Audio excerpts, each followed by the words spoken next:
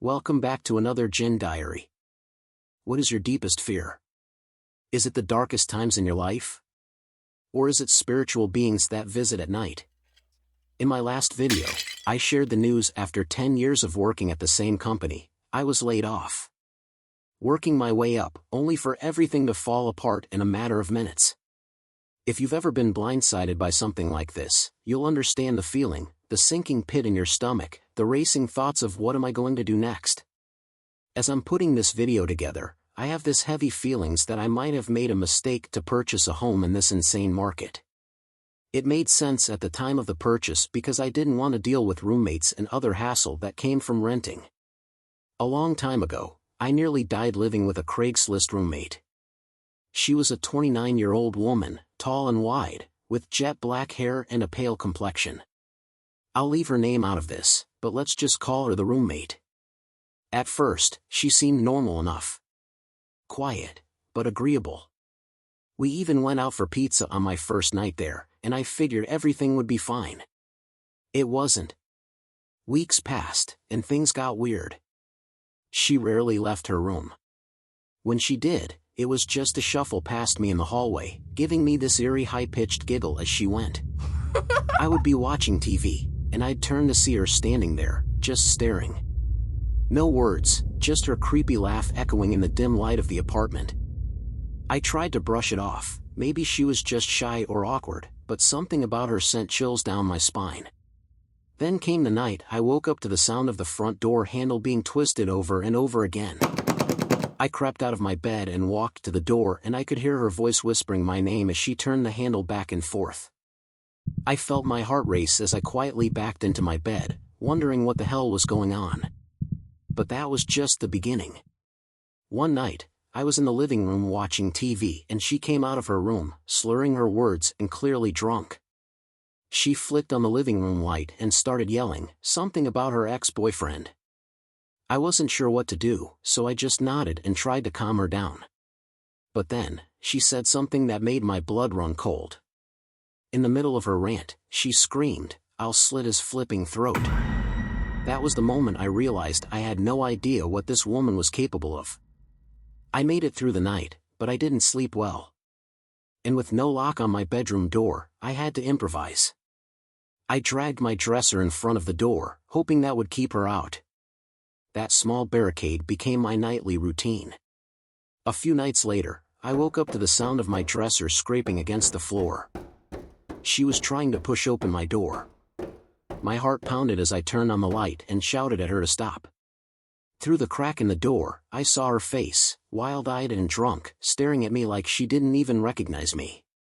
I forced the door closed and yelled at her to go back to her room. Eventually, she did. But I couldn't shake the feeling that I was no longer safe. The next morning, I found a steak knife on the floor, just outside my door. My stomach dropped. All I could think about was her screaming about slitting someone's throat. I confronted her, but she claimed she didn't remember anything. Not the knife, not the yelling, nothing. That was it for me. I packed my things and left as soon as I could. Looking back, I still get chills thinking about that night. What if I hadn't pushed the dresser in front of the door? Would she have come in? Would I even be here to tell this story? I'll never know, but that experience taught me one thing: no more Craigslist roommate. I've rented all my life, I understand the pros and cons to renting versus buying. But for me, renting had become more of a nightmare. Constant moves whenever my lease jumped up, and terrible roommates. That was one of many reasons, and it made sense. If you enjoy scary roommate stories, stick around for the remaining stories. The last one is beyond disturbing. And if you have made it this far, hit the likes and share the video for more spooky stories. Story 2. Craigslist roommate wanted. Leanna, my brother's girlfriend, was looking for her first apartment and moving out of her parents' house at the time. She and my brother didn't want to move in together since they had only been dating for a few months. So, she decided to search for a roommate online. While browsing Craigslist, she found an ad titled "Roommate Wanted, Females Only." This wasn't unusual because the area she was looking in was mostly young professionals. The listing was for a room in a house for about $200 a month, a good deal compared to most other places. The occupant described herself as a 23-year-old college student who wasn't comfortable living with males. The other roommate would have their own room and attached bathroom, which Leanna liked. However, the listing only included a single photo of the outside of the house. Leanna sent an email to meet the occupant and tour the house. Within 30 minutes, she received a response with details and a time to stop by. The girl worked late and asked Amanda to come by at 8 p.m. When Leanna arrived, she found a handwritten note on the front door that read, "Door broken, use back door." As she walked around the house, she noticed it looked nice but a bit rundown, tall grass, weeds, dusty windows. Still, no major red flags. When she knocked on the back door, an older man answered. Leanna initially thought she had the wrong house, but the man reassured her, saying the occupant was out, and he was the landlord. The girl had asked him to meet Leanna since she was working late. He seemed pleasant and offered to show her around.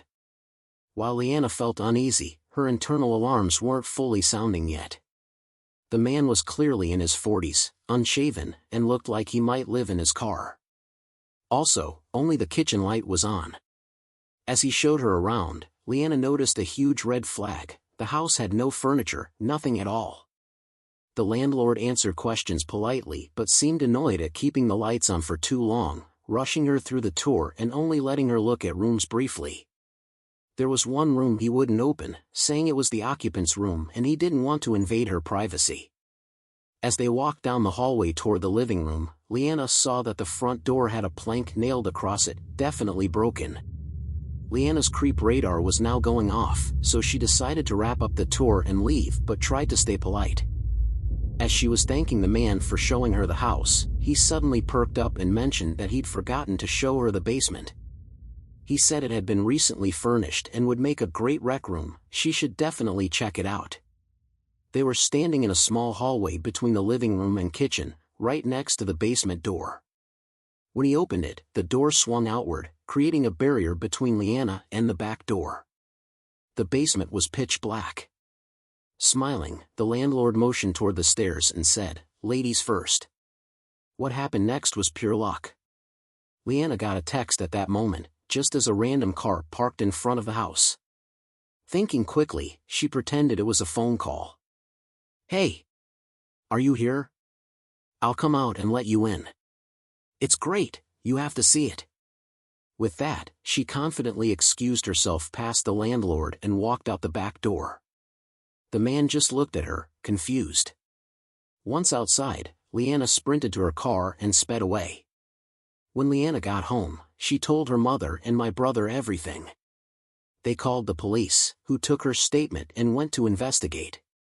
By then, the Craigslist post had been removed.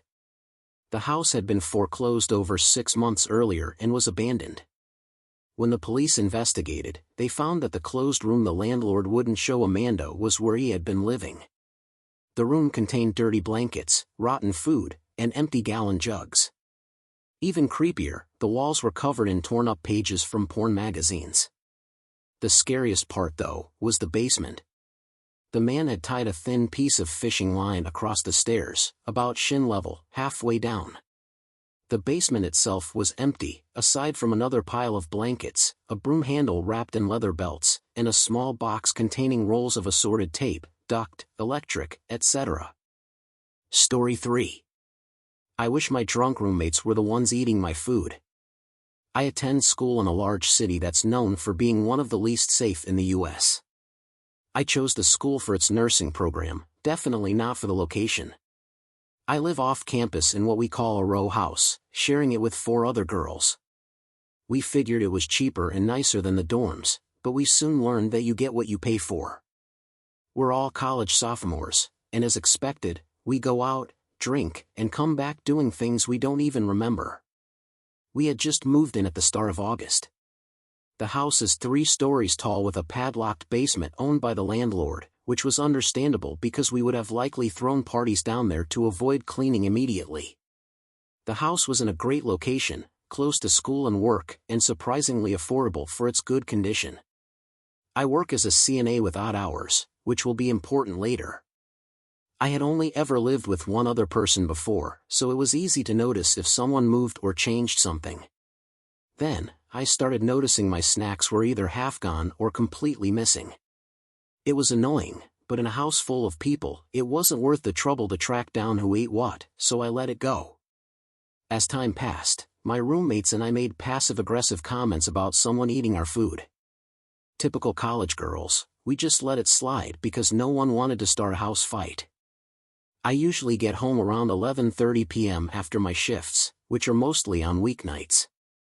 I started noticing pans and snack wrappers left out, which struck me as odd because my roommates had never done that before. I figured maybe they drank a little too much wine and forgot to clean up. Again, the comments about missing food came up, but now, we started actually asking each other about it. It was getting annoying, our snacks were disappearing, and things were being left out. I suspected it was one of the girls, but let's be real, who wants to admit they ate someone else's snacks in college when food is like a prized possession? We blamed it on the girl who smokes all the time and eats a ton, but she swore it wasn't her. This went on for about 2 months, and it became clear that someone was definitely taking all the food. We were still convinced it was the girl who smokes. I had seen her devour her entire snack stash in one night. Honestly, I wished it was her. One night at work, I ended up staying later due to a situation, so I didn't leave until 12:30 a.m. I took the bus home, armed with pepper spray, a taser, and a pocket knife. I got home, utterly exhausted and ready to collapse into bed. When I walked in, I immediately saw the stairs in front of me and caught a glimpse of someone in the kitchen out of the corner of my eye. I was too tired to say hi, not wanting to get trapped in a long, meaningless conversation, so I headed straight upstairs. But as I reached the second floor, I noticed all my roommates' doors were closed, meaning they were either in their rooms or already asleep. That's when it hit me, who was in the kitchen? I texted our house group chat, asking if anyone was down in the kitchen, feeling a bit silly. 2 of them replied, saying no, and that the other 2 were asleep. That's when I realized it wasn't one of my roommates in the kitchen. I dialed 911 but didn't press call. I crept into my roommate's room across the hall, thankful that her door wasn't locked. I whispered to her that I thought someone was in the house. She looked terrified, her eyes wide as if she was about to cry. She hadn't suspected anything, but to give context, we live in a bad area. There had been a shooting 2 doors down just weeks earlier by an intruder. She mouthed for me to call. We stayed dead silent the whole time, not hearing anything. I started doubting myself, thinking I must be overtired and imagining things. I regretted dialing 911, convinced I would look ridiculous when the police showed up. We explained the situation to the dispatcher, and they said they'd send someone right away, which in this city means immediately.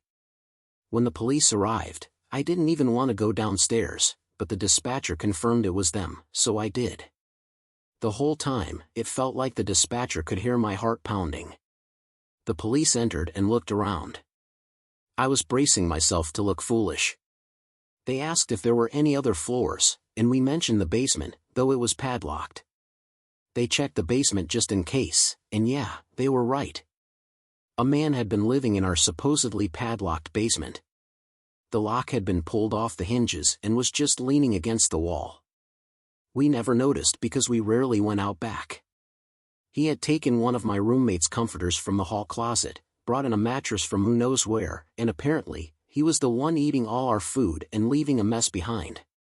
He had been coming out at night to help himself to our things. He had gotten comfortable, either he was on drugs and forgot to clean up, or he just didn't care. We all had pretty set schedules during the week, which probably made him think it was safe to come out after midnight. We never locked our bedroom doors, and that's what haunts me most. He could have entered any of our rooms at any time, and we wouldn't have known. I was the only one who went down to see him being arrested. I don't know why I did it, but I wish I hadn't. I took a picture of him getting arrested to show my roommates, who were too scared to come down. This is him. So yeah, let's hope we never actually meet this guy again. Subscribe.